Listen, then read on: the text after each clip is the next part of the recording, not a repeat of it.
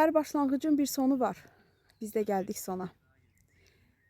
Kökümüz layihəsinin 8-ci bölümü də artıq çəkilişlərini Zaqatalanın Yengiyan kəndində aparırıq.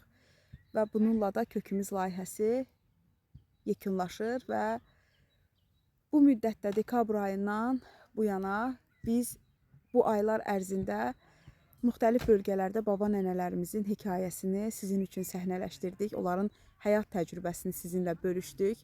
Azərbaycan Televiziyası ASTV-nin audiovizual şura ilə birlikdə işlədiyi dəyərli, gözəl bir layihə idi. Xoş oldu bu layihədə çalışmaq və bu layihənin əvvəlindən sonuna qədər biz bir komanda olaraq Nicat Nağızadə, Orxan Cahangir, Vüqar Şıxəli, Azad İbrahimov, böyük bir komanda gözəl bir işin öhdəsindən məncə gəldik. Bizim üçün də dediyim kimi çox dəyərli idi bu baba nənələrimizin hekayələrini dinləmək. Özümüz də onlardan çox şey öyrəndik. Bugün də Zaqataladayıq.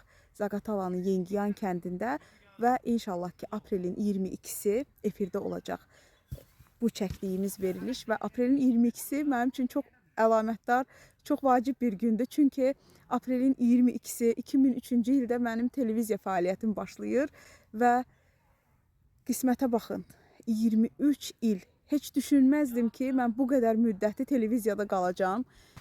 Əslində bu sahəyə gələndə deyirdim ki 5 il. 5 ildən sonra tamam fərqli bir sahəyə keçəcəm. Amma bu sahənin sehri, cazibəsi mənə necə ofsunladısa getmək istəmədim.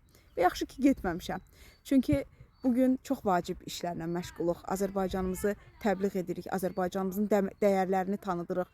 Azərbaycanımızı qarış-qarış gəzirik bu layihə, televiziya sayəsində və nə xoş ki sizinlə biz ekranlarda görüşürük.